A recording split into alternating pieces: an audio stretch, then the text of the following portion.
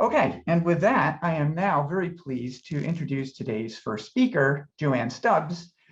Joanne is a beamline scientist at Geosoil Envirocars, Jesse Cars, at the University of Chicago, and she primarily supports user experiments in mineral water interface geochemistry and powder diffraction measurements during in situ geochemical reactions. Her own research has included the oxidation of UO2 surfaces, the growth of thin gibbsite films on muscovite surfaces, and the development of surface and interface measurement capabilities for microcrystals. The title of her talk is Applications of Synchrotron Methods and Low Temperature Geochemistry and Biogeochemistry. Thanks very much for the introduction, Peter. I'll just double check that everyone's able to see my first slide. Is that right? Looks good to me. Fantastic. So thank you all for joining us today. We have an exciting slate of talks lined up with presentations from leaders in their fields that will showcase the kinds of geochemical research that can be conducted using synchrotron X-rays. In addition to these science experts, we also have a large number of students registered, many of whom don't yet have synchrotron experience. So I'll be kicking the day off with an introduction to synchrotrons and some of the foundational synchrotron techniques used by geochemists in order to help us build a common language for the rest of the workshop. There are more than 50 light sources worldwide, as shown on this map here. Many, or actually most of which, are synchrotrons, and 4 of which are large, major national user facilities supported by the US Department of Energy. These include the Advanced Light Source, or ALS, in Berkeley, the Advanced Photon Source, or APS, outside Chicago, National Synchrotron Light Source 2 on Long Island in New York, and the Stanford Synchrotron Radiation Light Source adjacent to the Stanford campus in Menlo Park, California. Those of you who are new to the synchrotron world, please notice that these are large circular buildings with hollow centers. And a fairly simple of a description of a synchrotron goes something like this. So these are particle accelerators. The particles that we're accelerating are electrons. The electrons travel around and around a big storage ring inside those circular buildings. And they're guided along this circular path by bending magnets. So this is a dipole magnet, magnetic field between the 2 poles causes the electron path to be bent or deflected. And so that's what keeps the electrons going around and around in that ring. Now, this accelerator isn't actually truly a circle. There are many of these dipole bending magnets, and in between them are straight sections. So it's more like a polygon.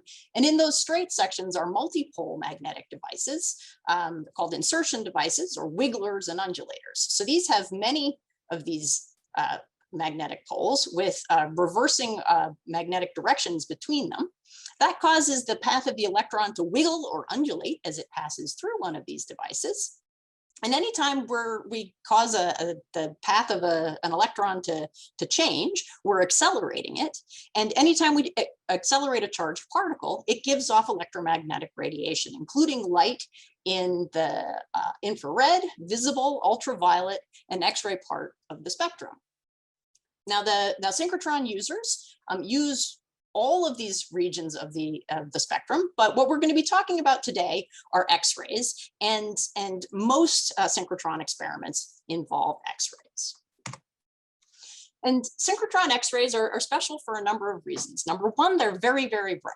We're talking about extremely intense and highly collimated X-ray beams that are orders of magnitude brighter than conventional sources. So on my plot over here, on the left, we've got these sort of complicated brightness units. Don't worry too much about what's in those units, but X-ray tubes fall down here in the sort of 10 to the 8th to 10 to the 10th world.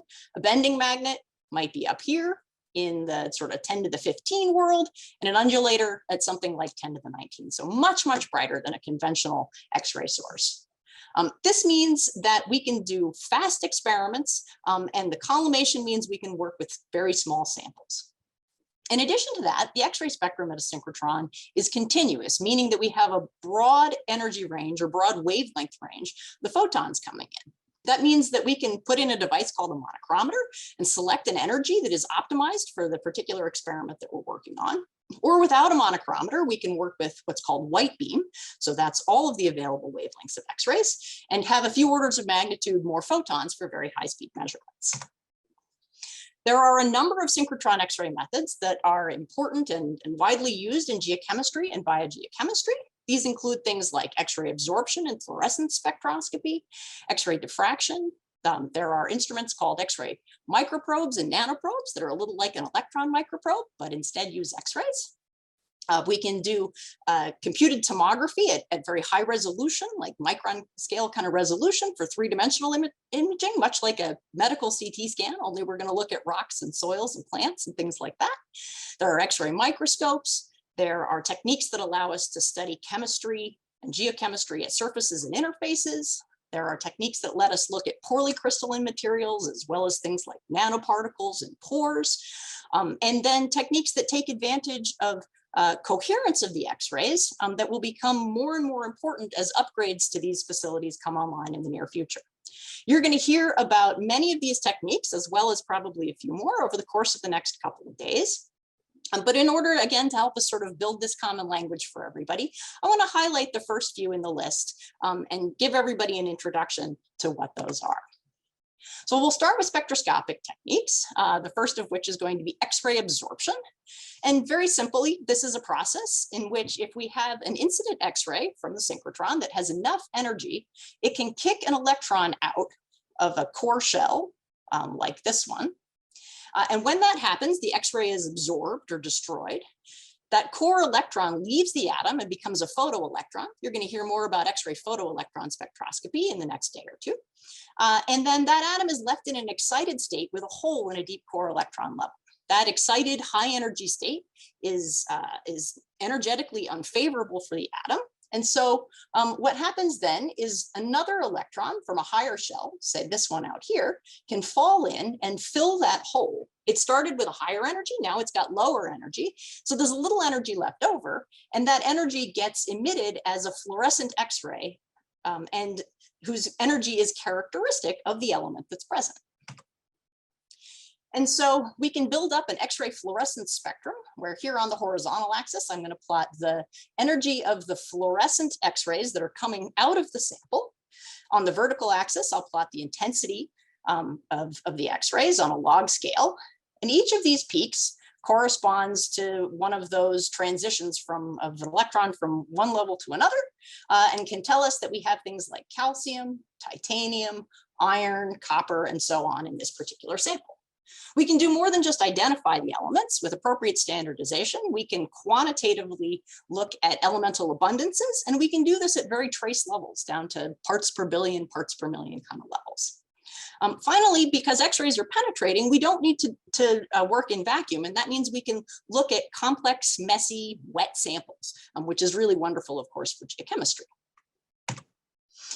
In X-ray absorption spectroscopy, instead of looking at the energy of the fluorescent X-rays, instead, we're going to vary the energy of the incident X-ray as it comes in. So in my little cartoon up here at the top, this oval represents the synchrotron. It says APS, but it could be any synchrotron.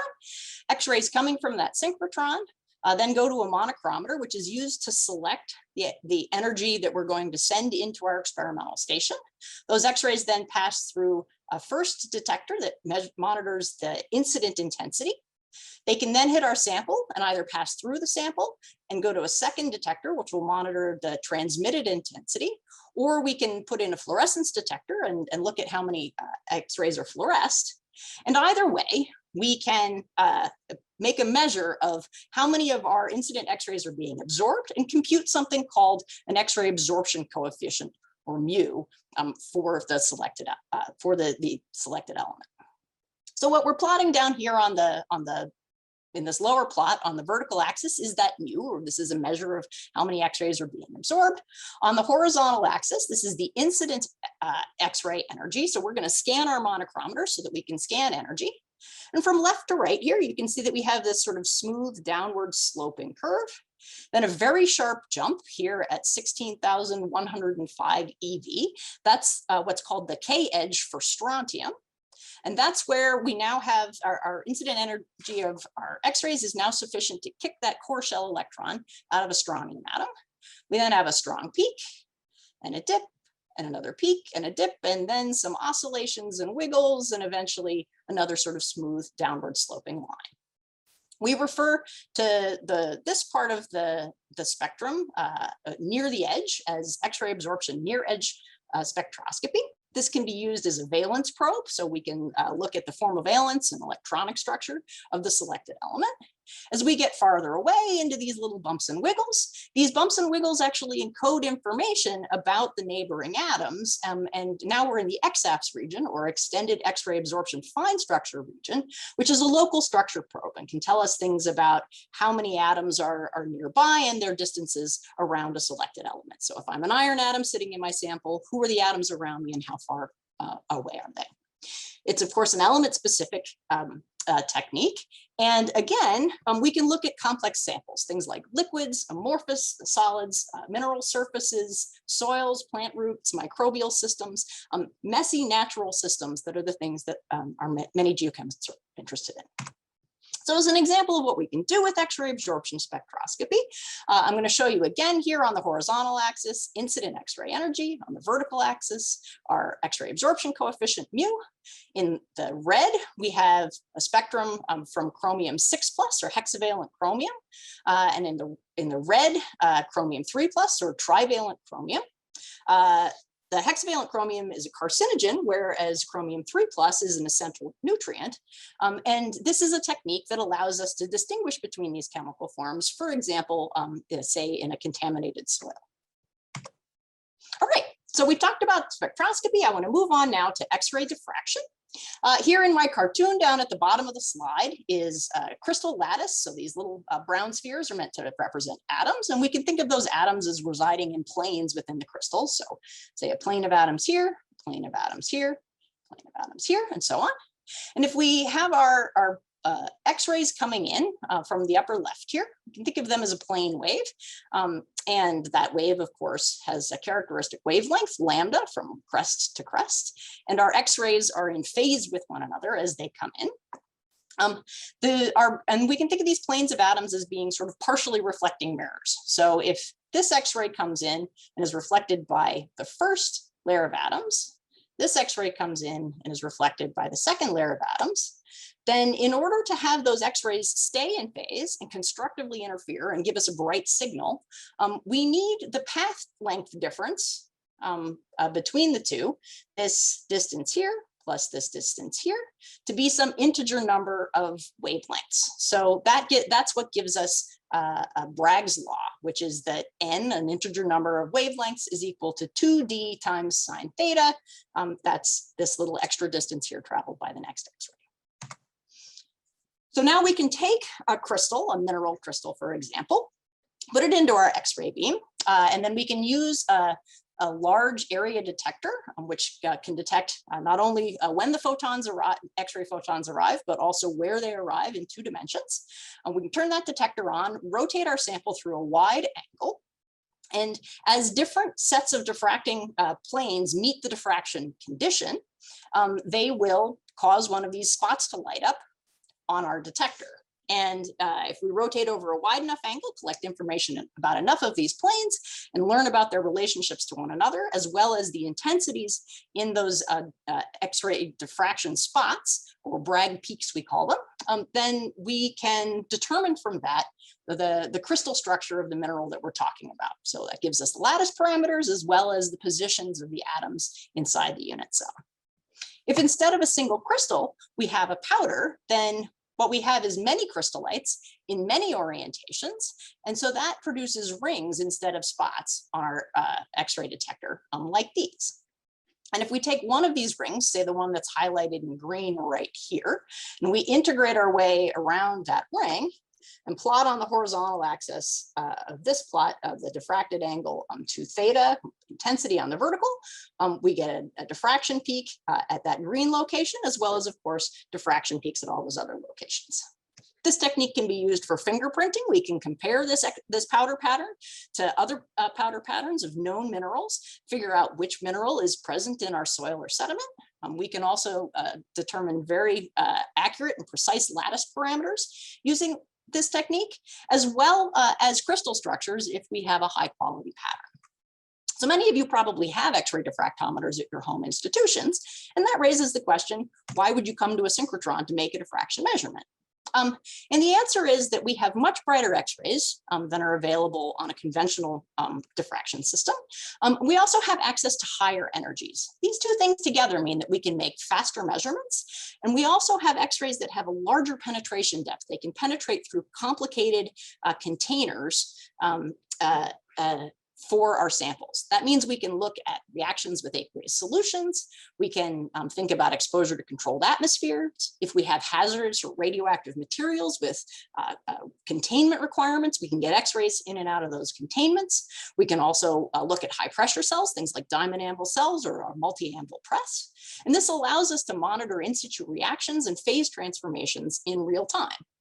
And so an example of what one might do here is shown down here below in this photograph. Here's a capillary, a glass capillary that one of Peter Heaney's students, Phil Kong, has packed with a mineral. In this case, it's the manganese oxide bernesite. And then we have a piece of tubing that runs onto the diffractometer through which we flow aqueous solution. That solution flows through the capillary, drips out the end into one of these collection vials. And while that's happening, all the while, we're collecting X-ray diffraction patterns to look at whether anything is happening to the structure of the mineral inside that capillary. We've got these collection vials set up below and a motorized stage that allows us to move from one vial to the next at predetermined times. And so that means that we can also monitor what's going on in the aqueous chemistry in addition to the crystallography of the mineral and correlate those things in time. And so what Phil was able to show is that if he flows a chromium-3 bearing solution through that capillary of bernesite, he induces a structural transformation in the bernesite, and then the aqueous chemistry allows him to see the oxidation of that chrome-3 to chrome-6. X-ray diffraction is just one type of scattering. When we say diffraction, we're usually talking about Bragg peaks and planes of atoms in a crystal, but there are lots of other kinds of X-ray scattering. You're going to hear about a few of these today, one of which is crystal truncation rods, or CTRs. Here we measure X-ray intensities between Bragg peaks, and we can use that information to tell us about surface and interface structures like the positions of water molecules and adsorbates at the mineral water interface. You'll also be hearing about total X-ray scattering, which is a technique that allows us to look at structures, local structures in poorly crystalline materials that don't produce nice Bragg peaks.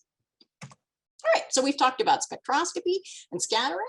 We're going to move on now to an imaging technique. And for this, I'm going to use absorption tomography as my example. This is much like a medical CT scan. Although in a medical CT scan, we hold the patient still and we rotate the X-ray generator around them. At the synchrotron, we hold the X-ray beam still. So here are X-rays coming in from the left, and then we're going to rotate the sample instead. Those X-rays some of those X-rays are absorbed by that sample, but others pass through. And the ones that pass through are going to strike a scintillator. This is something like an yttrium aluminum garnet crystal, which glows with visible light when X-rays hit it. And then we point a very fast digital camera with a microscope objective at that scintillator and record images as we're spinning the sample around and translating the sample. And so here's a photograph of one of these setups, where the X-ray beam would come from the right here, pass through the sample, strike the yellow scintillator here, and then there's a 45-degree mirror behind it, and the camera and microscope objective are up above. And so as an example of what we can do with this, I want to show you a little movie. So this is tomography data collected from a sandstone that was deformed in the laboratory, work done by Zach Zega and his advisor Wenlu Zhu at the University of Maryland. And so this movie is showing us flying through this sandstone sample. This data set was collected using pink beam. That's a little bit like white beam, so many wavelengths, many energies, and so many photons, but we're going to put in some optics and filters to remove the highest energies. Because we have so many photons and because we have this beautiful high resolution instrument, we're able to collect a data set with a field of view about 5 by 3 millimeters. And with voxels, voxels are the 3-dimensional equivalent of a pixel. So voxels with that are 2.7 microns on a side, we can collect that whole data set in under a minute, which allows us again to think about in situ reactions and transformations while we're making these kinds of measurements. In addition to pink beam, we can also make tomography measurements using monochromatic beam. And so here's an example of a sand column with an aqueous phase that has cesium dissolved in it, an organic phase that has iodine dissolved in it. And we use the monochromator to select energies below below the absorption edges for both elements, between the absorption edges for the two elements, and above the absorption edges for both elements. Then we can subtract data sets from one another in order to show the distribution of the organic phase, which is the distribution of the iodine, and the distribution of the cesium in the aqueous phase. Now, what I'm showing you here are two-dimensional slices, but this is again a three-dimensional data set. So it's a way of looking at what's happening in this complex system in 3 dimensions, telling us something about, say, how oil and water partition in the sediment. Okay, so we've talked about now about spectroscopy, diffraction, and imaging, and we're going to combine them all now in an instrument or device called a microprobe. This is a microbeam instrument, again, a little like an electron microprobe, but our probe is the X-ray rather than the electron. And here we can scan or rotate our samples for 2-dimensional or 3-dimensional imaging, and collect simultaneous X-ray fluorescence, X-ray absorption, and X-ray diffraction data. And we can do this from heterogeneous complex materials. We don't need to dry them or treat them ahead of time. We can analyze things in a wet state. So we can look at soils and rocks, but we can also look at things like plant roots. Turn my laser pointer back on here. Plant roots or even ice. Okay. So what that allows us to do is make, say, an elemental map. So here's an example from some uranium mine tailings. And on the upper left here is an elemental map, 100 micron scale bar shown up here at the top. And this elemental map has iron shown in red, arsenic in green, uranium in blue. And while we're collecting these X-ray fluorescence data, which are allowing us to identify which elements are where, we're also collecting X-ray powder diffraction patterns. We can go in after the fact, circle a region, say this little green blob down here, and then sum up the diffraction patterns in that region and ask what are the minerals that were present. We can also go back and collect Zane spectra at locations that we're interested in order, for example, to look at the oxidation states of uranium or arsenic in various locations. All of this being done simultaneously and multimodally in a single instrument. All right, so for those of you who haven't been to a synchrotron, I hope I've gotten you excited about coming and making measurements, but you might wonder how it is that you would go about doing that. Synchrotrons throughout the world make beam time available to the international scientific community through user proposals. A user proposal is a lot like a grant proposal, except it's shorter and less onerous to write. And instead of applying for funding, you're applying for X-ray beam time. All of the US Department of Energy facilities operate this way. Proposals get submitted, peer-reviewed, and allocated 2 to 3 times per year, depending on the facility. And there's no charge to use these facilities, although users do have to pay for their own travel. If you haven't written a proposal before, it's a really good idea to contact a beamline scientist ahead of time. And that way you can talk about things like sample requirements, technical feasibility, how you're going to hold your sample and those kinds of things, and really set yourself up for writing a successful proposal. And anyone can write such a proposal. Students are welcome to put in proposals as well. All right, so I'll wrap up and say that synchrotron X-ray techniques are really integral components of a lot of modern geochemical research.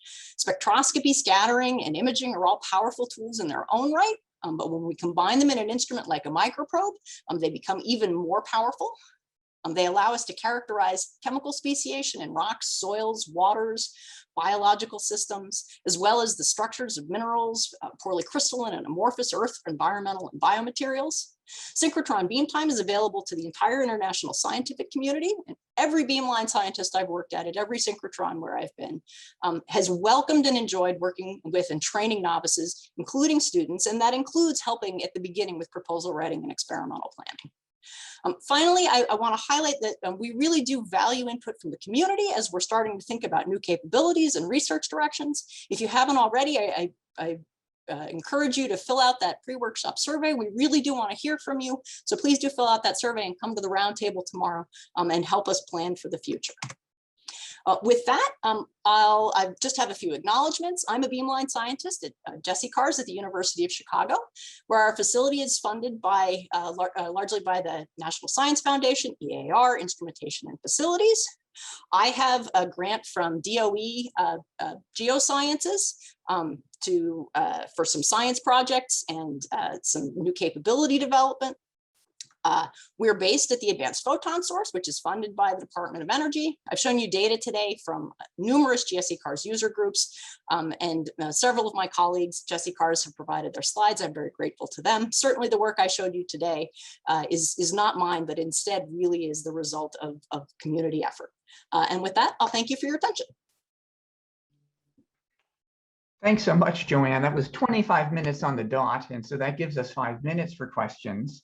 There was a question that appeared just a minute ago. What is the smallest spacing between crystal truncation rods that can resolve interstitial water? So sort of asking about sort of the resolution perhaps of crystal truncation rod measurements. And so we can look at sort of 10th to 100th angstrom kind of resolution in terms of determining where water molecules or other adsorbates might be, assuming that they are in fact ordered that tightly and placed that close together, or ordered so well that they would produce sort of a sharp peak in an electron density profile. So we can see things very precisely. The truth of the matter is that water layers often have some width to them, a little bit of disorder to them, and so the limitation is really more presented by the natural system rather than the measurement itself. Great, thanks so much, Joanne. James, does that answer your question?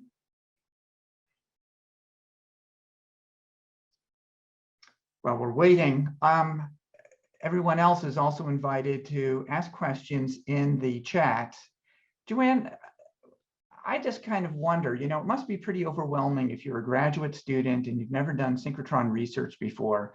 Suppose you have an idea that you want to measure magnetic susceptibility of some element, some mineral down to 0 kelvins, and you want to know if that's even feasible. I mean, how do you start to even find out what to do? That's a fantastic question and a really important one. And the answer is that you reach out, you sort of do a little bit of research and find out which beam lines at a synchrotron that is available to you or maybe nearby to you might have that capability. And then you reach out to a beamline scientist at one of those beam lines and get advice from them. I get these kinds of emails all the time from people who've never been to the synchrotron and want to know what's possible. Sometimes I know the answer, sometimes I don't, and I forward them on to another beamline scientist who has more expertise in that area. The other thing that you can do, of course, is look at who else is doing research in this field. So you're going to hear from, I think, 20 or so scientists over the course of the next 2 days, and reaching out to them and asking, where do you make your measurements and what's even possible is also an excellent idea. The synchrotron community can look a little bit opaque, I think, from the outside, but we really are a very welcoming community, and we're more than happy to bring new folks in who haven't made these measurements before. Great. All right, thanks. There's another question for you from Ryan Tapero. For the differential absorption CT above below edges, what concentration or elemental abundance is needed? It's a good question, Ryan, and one I'm afraid I don't know the answer to. If Mark Rivers is on the call, he might be able to jump in and answer that question. Tony might have an answer to it as well, but I'm afraid I can't answer that. Yeah, this is Tony. I think what Ryan is getting at is that typically for absorption CT, you need to have enough contrast due to just to the absorption of the X-rays. So typically the concentrations are on the higher side.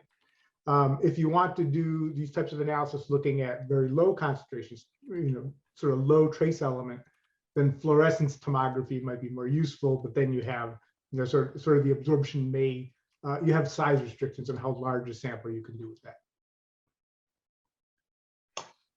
Okay, And so I think at this point, we're going to move on. So if Joanne, you could stop your share.